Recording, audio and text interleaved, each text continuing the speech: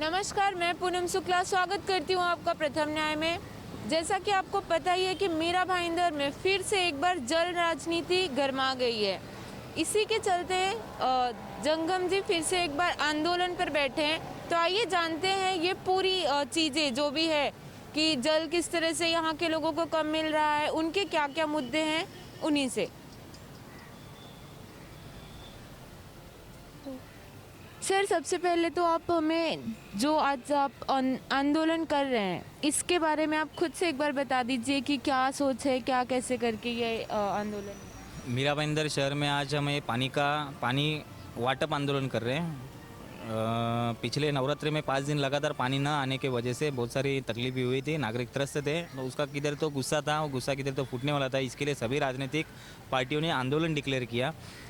वो राजनीतिक पार्टियों का आंदोलन मतलब कंप्लीट एक नौटंकी है, क्योंकि शिवसेना वाले आंदोलन कर रहे घाघर फोड़ के, बीजेपी वाले आंदोलन कर रहे हैं शायद सिल्वर पार्क से दहीसर चेकना का चल के जाने वाले, और उसके बाद फिर गाड़ी में बैठ के अंधेरी MIDC ऑफिस जाने वाले। तो मैं तो बोल रहा हूँ कि आप महानगर पालिका से चल के डायरेक्टली अंधेरी तक चल के जाए। अगर मीरा भाईंदर जनता के प्रति आपको इतना अगर प्यार उमड़ के आ रहा है, 5 साल विधायक होने के बाद, 2.5 साल महापौर, 10 साल नगर सेवक, 60 नगर सेवक होकर भी आप सत्ता में बैठकर महापौर उपमहापौर भी आपका होने के बावजूद भी अगर आप ऐसे ड्रामा करके लोगों को बेवकूफ़ समझ रहे हैं तो ये सबसे बड़ी मूर्खता है। और ये इसी के लिए मैंने आज ये शिवसेना के तरफ से 1 लीटर और बीजेपी की तरफ से 1 लीटर ऐसा पानी, जो भी आंदोलन में आज शामिल हो रहा है उनको आज मैं पानी फ्री में दे रहा हूँ।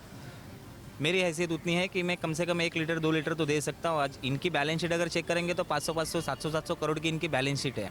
तो 1 करोड़ों रुपया इन लोगों ने अपने लिए कमाया, खुद का विकास किया है सिर्फ, बाकी पब्लिक का कोई विकास किया नहीं है। जितने भी नेचुरल वाटर रिसोर्सेज थे उनको इन्होंने नष्ट किया है। जितने भी तालाब थे उनके ऊपर इन्होंने डेब्रिस डालकर किसी ने होटल बनाया, किसी ने क्लब बनाया, किसी ने बिल्डिंग बनाए हुए, ऐसे बहुत सारे तालाब इन्होंने नष्ट कर दिए। अभी भी बहुत सारे रिसोर्सेज बाकी है। तो मेरा इतना ही बोलना है कि आखिर मीरा भाईंदर महानगर पालिका कब तक दूसरों के दिए हुए भीख पर चलेगी, क्योंकि हम लोग आज एजुकेशन के लिए जा रहे हैं, मीरा भाईंदर छोड़ के बाहर एडमिशन ले रहे हैं, क्योंकि इस शहर में आज तक 10वीं तक स्कूल नहीं है, 7वीं तक स्कूल है सरकारी गवर्नमेंट स्कूल, टेक्निकल स्कूल कोई नहीं है, इंजीनियरिंग कॉलेज नहीं है, मेडिकल कॉलेज नहीं है, एक भी गवर्नमेंट हॉस्पिटल नहीं है जहाँ पे ऑपरेशन हो सके। एक 5 स्टेज का भी अगर ऑपरेशन लेना है तो वो ऑपरेशन भी नहीं हो सकता। तो आज हमको जाना कहाँ पड़ता है? ठाणे महानगर पालिका, मुंबई महानगर पालिका। इसके लिए मीरा भाईंदर महानगर पालिका आखिर बनाया क्यों है? सिर्फ ये घोटाले करने के और खुद का विकास करने के लिए बना है। तो इसके लिए ये हमने आंदोलन के माध्यम से आज हमने सुबह ही भूमि पूजन किया है कि शहर का खुद का पानी स्रोत बना है, एक डैम बन सकते हैं। बहुत सारे जगह है, एक उत्तन में है जगह, चेना डैम के यहाँ पे जगह है। पानी बारिश का जितना भी पानी ये 3 महीने में आता है वो ऐसे ही समंदर में चला जाता है। इससे अच्छा उसका संचयन करे, उसे प्रोसेस करे और मीरा भाईंदर को प्याज हमेशा के लिए मिट जाए। ये प्रयास के लिए आज हमने यहाँ पे भूमि पूजन भी किया है, क्योंकि आज तक बहुत सारी भूमि पूजन हुए मीरा भाईंदर शहर में, लेकिन ये किसके लिए हुए? कि किसी कला दालन के लिए, सेल्फी पॉइंट के लिए, वही गटर, एक ही रास्ता, एक ही गटर वापस बनाने के लिए हुए। लेकिन पानी प्रश्न को लेकर आज तक कोई भी ठोस कदम और ग्राउंड लेवल पर जाकर कभी काम इन लोगों ने किया नहीं। पहली बात तो किसी नगर सेवक को ये मालूम नहीं कि कितने किलोमीटर से दूर हमें पानी आता है। सिर्फ पाइपलाइन कभी डाली है, 1960 में डाली है, 64 में डाली, इतना ही जानकारी। लेकिन कहाँ से पानी कहाँ आता है, कहाँ से कहाँ चला जाता है, कितनी बार फूटी है, पूरे साल में 365 डेज़ में 102 दिन पानी आया नहीं है, लेकिन फिर भी हम लोग टैक्स भर ही रहे हैं ना। इन लोगों को कुछ फ़र्क नहीं पड़ता, क्योंकि इन लोग के सब 60 घाट है, इनके घर में टैंकर का पानी आ जाता है। इसके लिए ये निषेध आंदोलन किया है वो तमाम राजनीतिक पार्टियों के खिलाफ में, नगर सेवक के खिलाफ में, विधायक के खिलाफ में, सांसद के खिलाफ में। तो ये जो बीजेपी शिवसेना को और शिवसेना बीजेपी को चोर बता रही है कि आपने काम नहीं किया, आपने, इस बारे में आपका क्या कहना है? मैं तो इतना ही बोलता हूँ कि शिवसेना वालों को इतना आह्वान करता हूँ कि आप बीजेपी वालों को पानी दे दे। 10-10 लीटर तो दे सकते हैं आप कैपेसिटी के हिसाब से। अभी इतनी तो आपकी बैलेंस शीट है, 1000 करोड़ रुपया तो आपके अकाउंट में है। तो आप बीजेपी के नगर सेवक जहाँ पे चुन के आए हैं वहाँ पे आप शिवसेना की तरफ से शिवसेना वाटर दे दीजिए। बीजेपी को ये नौटंकी करने के बजाय मैं बोलूँगा कि शिवसेना के जिधर नगर सेवक है उनको आप पानी दे दीजिए। वो सोसाइटी में एक टैंकर भेज दीजिए, चाहिए तो उसके ऊपर स्टैंप लगाइए, शिवसेना का स्टैंप लगाइए। शिवसेना वाले बीजेपी वालों को बोलता हो कि आप जो भी पानी भेजेंगे उधर बीजेपी का स्टैंप लगाओ, मोदी जी का चेहरा लगा के पानी तो दो कम से कम, प्रॉब्लम सॉर्ट आउट तो करो कम से कम। आप ये सिर्फ नौटंकीबाजी क्यों कर रहे हैं ना? आखिर में ये सब आंदोलन करके सत्ता में आप अदला बदली करके पिछले 7.5 साल से तो बीजेपी शिवसेना ही है यहाँ पे राज कर रहे हैं। ये 7.5 साल में भी तकलीफें थी वैसी, लेकिन ये नवरात्रि में 5 दिन लगातार जो पानी नहीं आया इसके लिए लोगों में उद्रेक था। तो ये गालियाँ कम खाने के लिए ये लोग आंदोलन की नौटंकी कर रहे हैं। और अभी चुनाव भी नज़दीक है, 8 महीने के बाद चुनाव भी है। इसीलिए ज़्यादा ही राजनीति चरम पे चल रही है पूरे मीरा भाईंदर। अभी और दूसरे मुद्दे भी आएंगे उनके बाहर, महिलाओं पे होने वाले अत्याचार इसके लिए। लेकिन ये शहर में, इस शहर को चकलागर बनाने के लिए बीजेपी और शिवसेना कांग्रेस जिम्मेदार है, उसके बारे में कभी बोलेंगे नहीं ये लोग। राष्ट्रवादी जिम्मेदार है, इस शहर को डांस बार कल्चर बनाया इसके लिए जिम्मेदार। लेकिन अभी महिलाओं के ऊपर होने वाले अत्याचार, महिलाओं का सक्षमीकरण, इसके ऊपर अभी नौटंकी चालू हो जाएंगे इन लोग। क्योंकि महिला वर्ग को आकर्षित करने के लिए, उनके वोट बटरने के लिए कोई ना कोई स्कीम चालू करेंगे कि हम लोग कितने महिलाओं के प्रति काम करते हैं। ये सब ये करने के लिए अभी करेंगे। बुजुर्ग लोगों को आज इतना रास्ते खड्डे से भरे पड़े हैं, लेकिन उसके लिए उनके पास टाइम नहीं कि वो पैचवर्क करें, रास्ते अच्छे से बनाएं। उन बुजुर्ग लोगों के लिए भी कुछ ना कुछ तो स्कीम लाके अभी उनकी एक नौटंकी चालू हो जाएगी। तो ये जो टैंकर माफिया है यहाँ पे, सभी को पता है कि वो काफ़ी ज़्यादा एक्टिव है, तो उनको शरण कौन देता है आपके हिसाब से? महानगर पालिका प्रशासन, नगर सेवक और मीरा भाईंदर के आरटीओ जो ट्रैफिक पुलिस वाले हैं वो उनको संरक्षण देते हैं। आप कार्रवाई करो उनके ऊपर।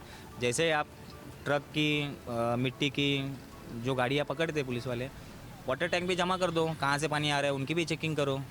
किसी नगर सेवक के पास डेटा नहीं है कितने टैंकर चालू है कितने नहीं है, ना कमिश्नर के पास डेटा है कितने टैंकर चालू है, वो टैंकर में पानी कहाँ से जाता है। तो हमारे ही महानगर पालिका के टाँके में से ही जाता है, चोरी छुपे देते हैं रात को और वही बेचते हैं वो लोग। कोई टैंकर 2000 बेचता है, कोई 4000 बेचता है, कोई 5000 बेचता है, जैसे जैसे। और पहली बात तो पिछले इतने सालों से प्रॉब्लम चालू ही है पानी का, नहीं ऐसा भी नहीं है, पानी उतना ही है।